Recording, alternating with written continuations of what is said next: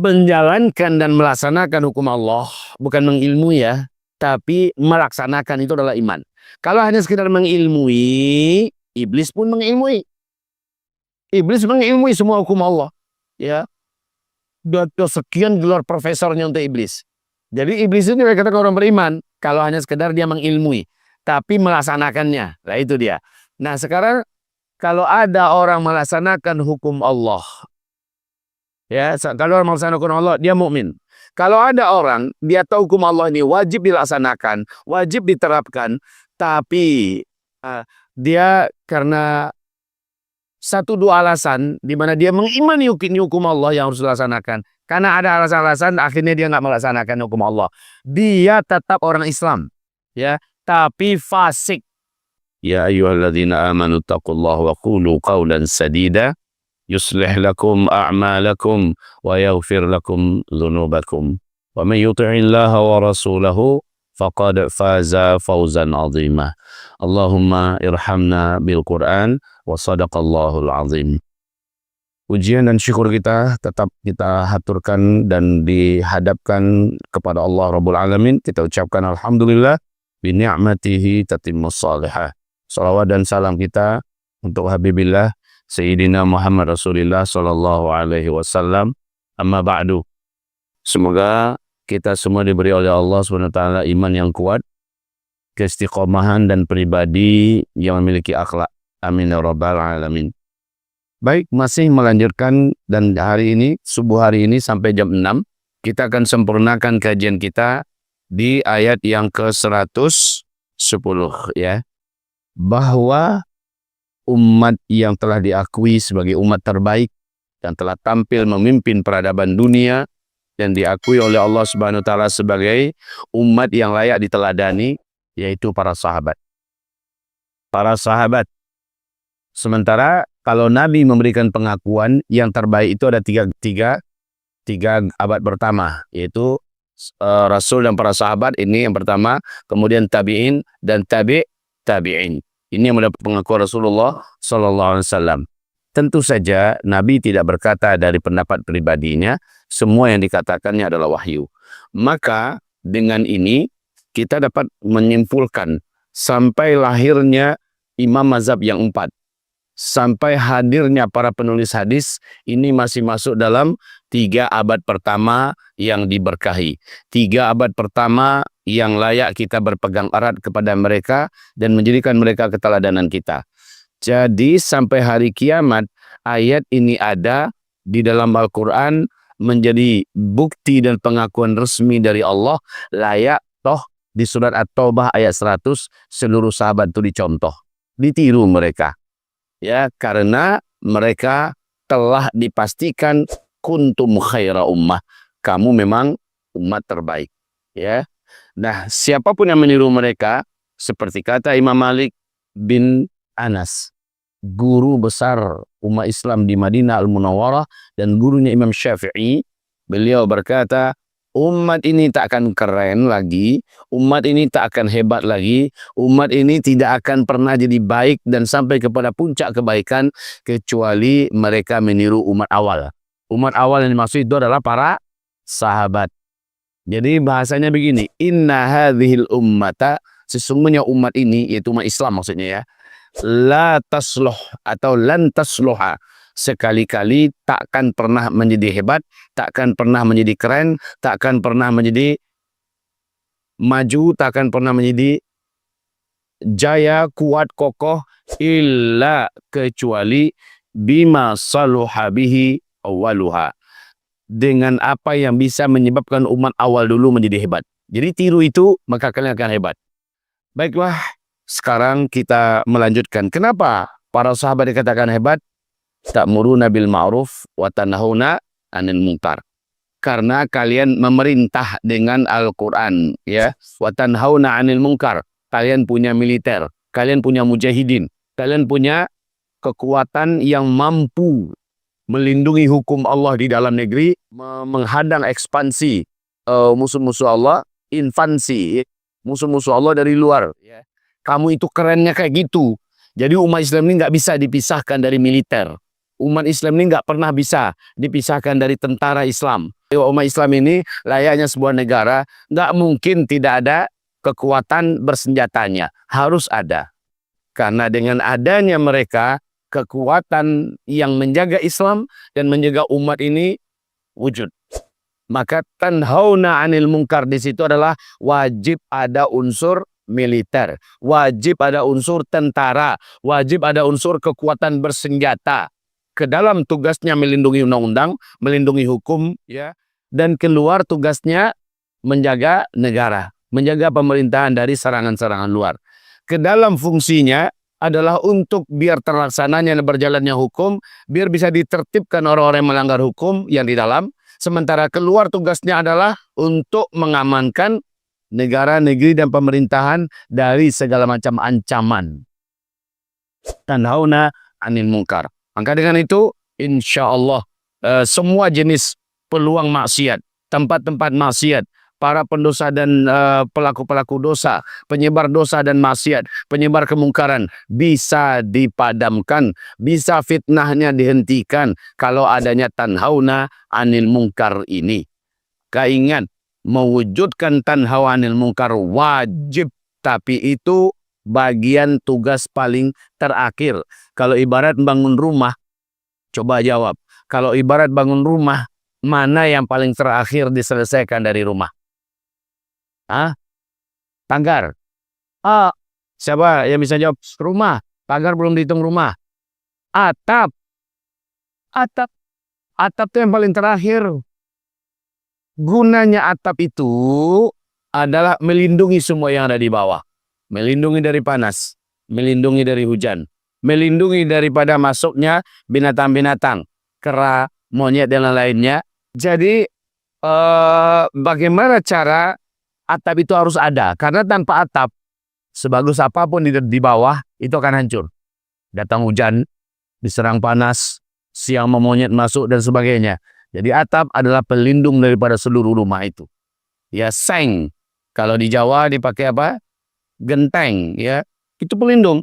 Dan pelindung Islam ini, dan pelindung umat ini, pelindung pemerintah itu adalah militer. Tanhauna 'anil munkar. Di 102 kita sudah membedah tentang perintah Allah. Wa takum minkum ummah yad'una ilal khair wa ya'muruna bil ma'ruf wa yanhauna 'anil munkar. Nah, contoh di 110-nya. Sudah ada contohnya. Karena mereka melaksanakan perintah Allah ini, para sahabat itu, ayat 102-nya, di 110-nya mereka jalankan, mereka terbukti berhasil. Nah, gitu ya.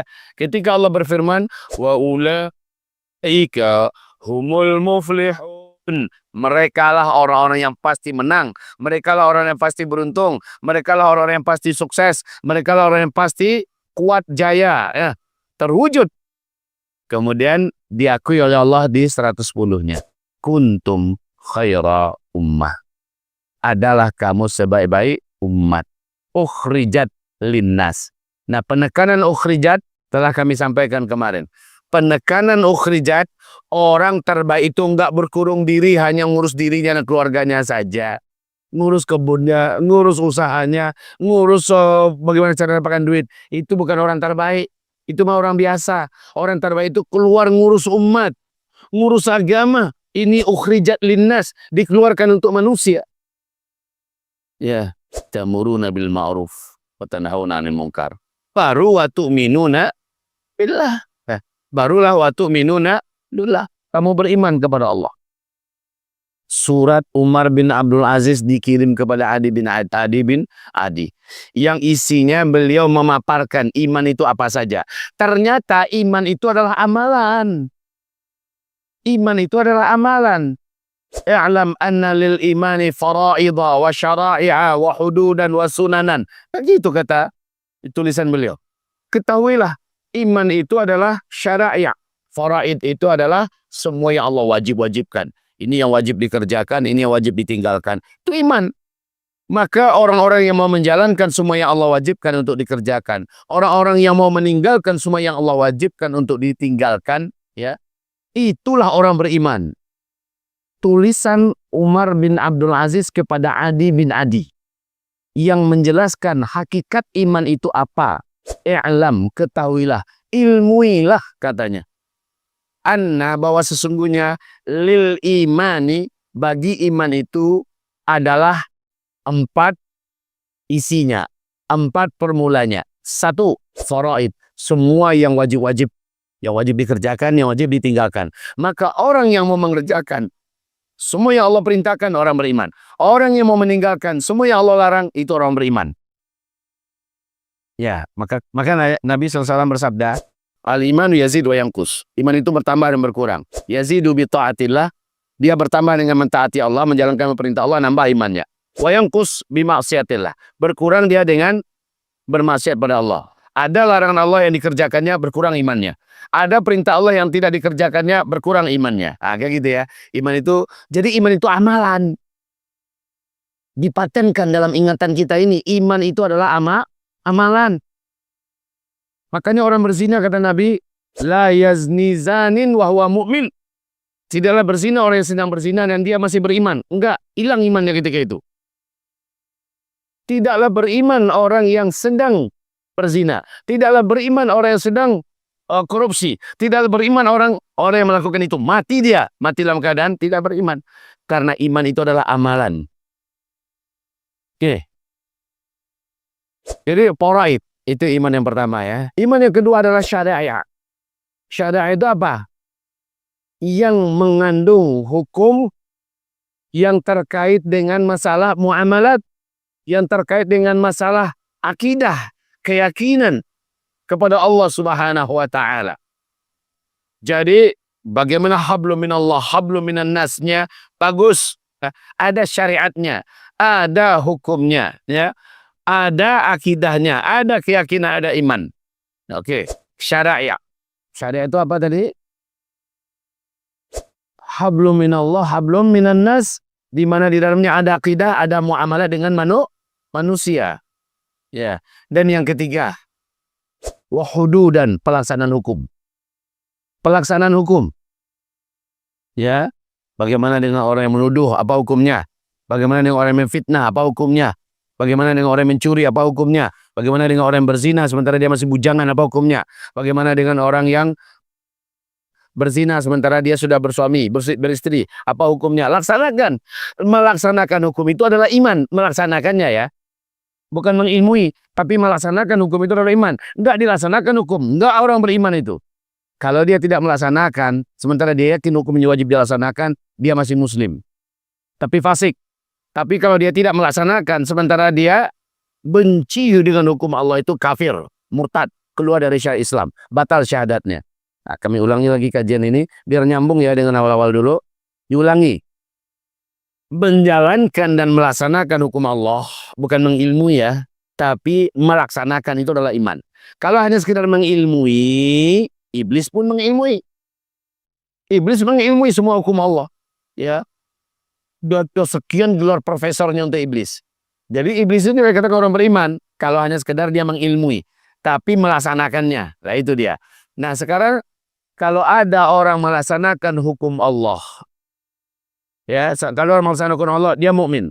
Kalau ada orang dia tahu hukum Allah ini wajib dilaksanakan, wajib diterapkan, tapi dia karena 1-2 alasan di mana dia mengimani hukum Allah yang harus dilaksanakan. Karena ada alasan-alasan akhirnya dia nggak melaksanakan hukum Allah. Dia tetap orang Islam, ya, tapi fasik. Fasik. Sementara dia mampu melaksanakannya. Sementara dia sanggup melaksanakannya. Kecuali rakyat ya.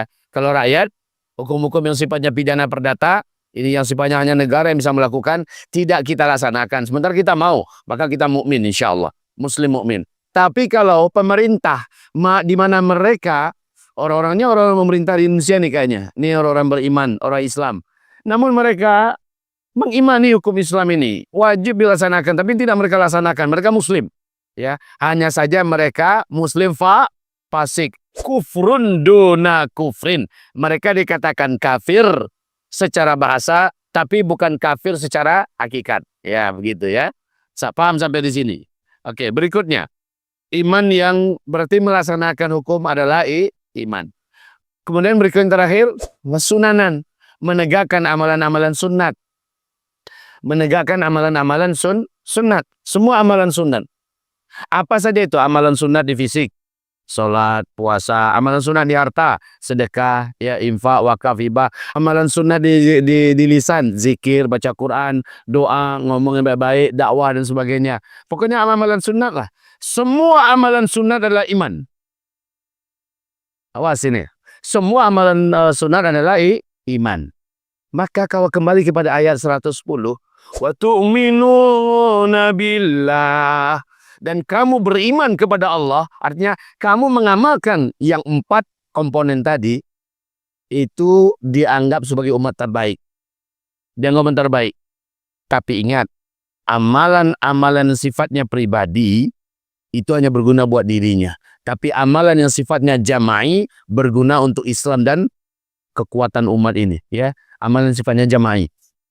Saya katakan lagi, amalan sifatnya pribadi, zikir, baca Quran, puasa sunat, tahajud, duha, dan sebagainya. Itu amalan pribadi, hanya berguna buat dirinya.